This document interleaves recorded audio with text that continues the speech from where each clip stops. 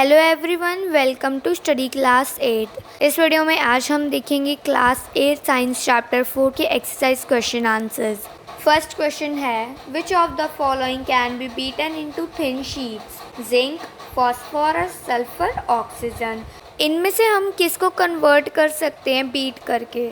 Zinc को हम convert कर सकते हैं उसको बीट करके, क्योंकि जिंक एक मेटल है और फॉस्फोरस, सल्फर एंड ऑक्सीजन सारी नॉन मेटल्स हैं। मेटल की प्रॉपर्टी है कि हम उसे थिन शीट्स में कन्वर्ट करें, सो इसे हम कहते हैं मेलिएबिलिटी, और इसमें मेटल्स पार्ट लेती है। हम मेटल्स को कन्वर्ट कर सकते हैं थिन शीट्स में, सो इसकी एक्सप्लेनेशन है ये। Now coming to the second question in which we have, which of the following statements is correct? इनमें से कौन सी स्टेटमेंट्स करेक्ट हैं? So all metals are ductile, all non metals are ductile, generally metals are ductile, some non metals are ductile. सारी metals ductile होती हैं, या फिर नॉन मेटल्स डक्टाइल होती हैं, या फिर मेटल्स ही डक्टाइल होती हैं, या फिर नॉन मेटल्स ही डक्टाइल होती हैं। इनमें से करेक्ट स्टेटमेंट्स है generally metals are ductile. So इसमें भी हमें इसकी एक्सप्लेनेशन दी हुई है। Coming to the third question, filling the blanks. Phosphorus is a very dash non metal. Phosphorus एक रिएक्टिव नॉन मेटल है। फॉस्फोरस रिएक्ट करती है और फॉस्फोरस एक नॉन मेटल है। बी पार्ट है, metals are dash conductors of heat and electricity. Metals good conductor है heat and electricity के, सो metals are good conductors of heat and electricity. C part है, iron is dash reactive than copper. Iron more reactive है copper से, iron ज़्यादा react करता है copper से, so iron is highly reactive than copper. हमने इसे रिएक्टिविटी सीरीज में भी देखा था कि आयरन ज़्यादा रिएक्ट करता है कॉपर से। D part is, metal react with acid to produce dash gas. Metals react करती हैं एसिड्स के साथ कौन सी गैस प्रोड्यूस करने के लिए? मेटल्स रिएक्ट करती हैं एसिड के साथ हाइड्रोजन गैस प्रोड्यूस करने के लिए।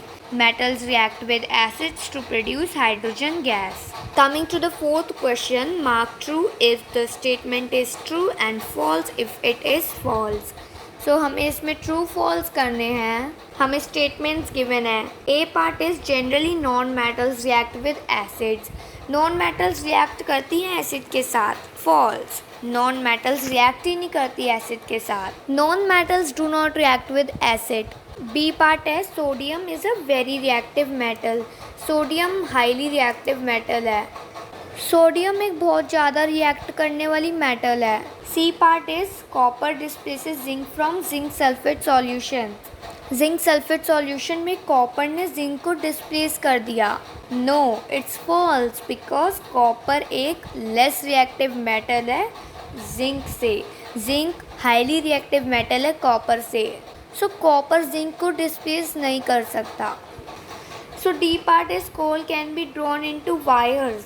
कोल को हम वायर्स में कन्वर्ट कर सकते हैं।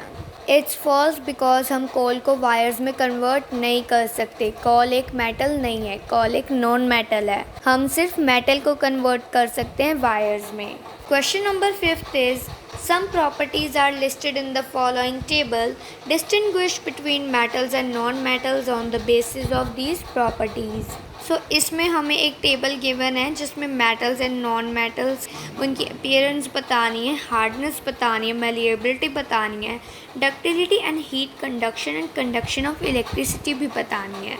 सो देखिए, जो मेटल्स हैं उनकी अपीयरेंस कैसी होती है? मेटल्स की अपीयरेंस लस्ट्रस होती है एंड नॉन मेटल्स की अपीयरेंस डल होती है। मेटल्स की हार्डनेस कैसी होती है? मेटल्स हार्ड होती हैं और नॉन मेटल्स सॉफ्ट होती हैं। थर्ड पार्ट है मेलिएबिलिटी। मेटल्स में प्रॉपर्टी होती है मेलिएबिलिटी की और नॉन मेटल्स में नहीं होती। मेटल्स में डक्टिलिटी की भी प्रॉपर्टी होती है और नॉन मेटल्स में नहीं होती। Now here next is heat conduction. Metals में हीट कंडक्शन पास करने की प्रॉपर्टी होती है। हीट को पास करने की प्रॉपर्टी होती है मेटल्स में। यस, क्योंकि मेटल्स गुड कंडक्टर होते हैं हीट के, और नॉन मेटल्स में नहीं होती क्योंकि वो बैड कंडक्टर होते हैं हीट के। Next part is conduction electricity. Metals में इलेक्ट्रिसिटी पास करने की प्रॉपर्टी होती है क्योंकि वो गुड कंडक्टर होते हैं इलेक्ट्रिसिटी के, और नॉन मेटल्स में नहीं होती क्योंकि वो बैड कंडक्टर होते हैं इलेक्ट्रिसिटी के। तो question number 6 is give reasons for the following. हमें कुछ स्टेटमेंट्स गिवन है, हमें इसमें रीजंस देने हैं। Aluminium foils are use to wrap food items. हम एल्यूमिनियम फॉइल्स को फूड रैप करने के लिए क्यों यूज़ करते हैं? Aluminium is highly malleable and it can be easily beaten in sheets to make its foil for wrapping purposes. It is also soft and does not react with food items. That is why aluminium foils are used to wrap food items. Aluminium एक highly malleable है और हम aluminium को sheets में भी convert कर सकते हैं बीट करके उसके फॉइल बनाने के लिए, फूड को रैप करने के लिए। और एलुमिनियम सॉफ्ट भी होता है और वो रिएक्ट भी नहीं करता फूड आइटम्स के साथ। सो हम एलुमिनियम फॉइल्स को यूज़ करते हैं क्योंकि वो रिएक्ट नहीं करता फूड आइटम्स के साथ और वो सॉफ्ट भी होता है। B part is immersion rods for heating liquids are made of metallic substances. Immersion rods made of metallic substances because metals are good conductors of heat and electricity. They got hot very soon on the passage of electric current and warm the water. Immersion rods metallic substances से बनी होती है क्योंकि metals good conductor होते हैं heat के and electricity also. Metals heat and electricity के good conductor होते हैं, सो वो बहुत जल्दी गर्म हो जाते हैं और वाटर को गर्म कर देते हैं। सी पार्ट है copper can not displace zinc from it's salt solution. Copper displace नहीं कर सकता जिंक को उसके सॉल्ट सॉल्यूशन से, नहीं कर सकता क्योंकि कॉपर एक लेस रिएक्टिव मेटल है जिंक से। जिंक ज़्यादा रिएक्ट करती है कॉपर से, so it can not displace zinc from its solution. So इसीलिए कॉपर डिस्प्लेस नहीं कर सकता जिंक को उसके सॉल्यूशन से। D part is sodium and potassium are stored in kerosene. हम सोडियम और पोटेशियम को केरोसिन में स्टोर करके क्यों रखते हैं? हम सोडियम एंड पोटेशियम को केरोसिन में स्टोर इसलिए करके रखते हैं ये दोनों हाईली रिएक्टिव है, so they are stored in kerosene. Next one is can you store the lemon pickle in an aluminium utensil? Explain. इस क्वेश्चन में हमें एक्सप्लेन करना है कि हम लेमन पिकल को एल्यूमिनियम यूटेंसिल में स्टोर करके रख सकते हैं। नींबू के अचार को हम एल्यूमिनियम के बर्तन में स्टोर करके रख सकते हैं। No, we can not store lemon pickle in an aluminium utensil because aluminium is a metal and metals readily react with acids to produce hydrogen. When aluminium comes in contact with lemon which is acidic would react to give hydrogen and the pickles will be spoiled. हम lemon pickle को aluminium utensil में store करके नहीं रख सकते क्योंकि aluminium एक metal है एंड मेटल्स रिएक्ट करती हैं एसिड के साथ हाइड्रोजन प्रोड्यूस करने के लिए। जब एल्यूमिनियम लेमन के कांटेक्ट में आता है तो वो एसिडिक होता है जो प्रोड्यूस करता है हाइड्रोजन, और जो पिकल्स हैं वो स्पॉइल हो जाएंगे, पिकल्स खराब हो जाएंगे। Question number 8 is match the substances given in column A with their uses given in column B. So हमें इस क्वेश्चन में मैचिंग करनी है। So the first one is gold. Gold एक ज्वेलरी है। आयरन, आयरन मशीनरी में use होता है। एल्यूमिनियम, एल्यूमिनियम से हम फूड रैप करते हैं। एल्यूमिनियम फूड रैप करने के लिए यूज़ होता है। कार्बन फ्यूल है। कॉपर, कॉपर एक इलेक्ट्रिक वायर है। मरकरी, मरकरी एक थर्मोमीटर है। Mercury thermometers. ये इसके आंसर्स हैं। Question number 9 is what happens when dilute sulphuric acid is poured on a copper plate? क्या होगा कि जब डाइल्यूट सल्फ्यूरिक एसिड को हम कॉपर की प्लेट में डालेंगे? So no reaction will take place because copper is very less reactive. तब कोई भी रिएक्शन नहीं होगा क्योंकि कॉपर लेस रिएक्टिव है। When dilute sulfuric acid is poured on a copper plate, no reaction will take place because copper is very less reactive. B part is iron nails are placed in a copper sulfate solution. जब हम iron nails को place करेंगे copper sulfate के solution में तब क्या होगा? Iron being more reactive than copper will replace copper from its solution and brown coating of copper is deposited on the iron nails. Also the blue color turns green. सो ये इसकी equation है, हमें इस question में equation भी बतानी है। Iron एक ज़्यादा रिएक्ट करने वाली मेटल है as compare to copper. Iron replace कर देगा कॉपर को उसके सॉल्यूशन से एंड ब्राउन कोटिंग भी हो जाएगी कॉपर की। Also the blue colour turns green and blue colour green में बदल जाएगा। Question number 10 is Saloni took a piece of burning charcoal and collected the gas involved in a test tube.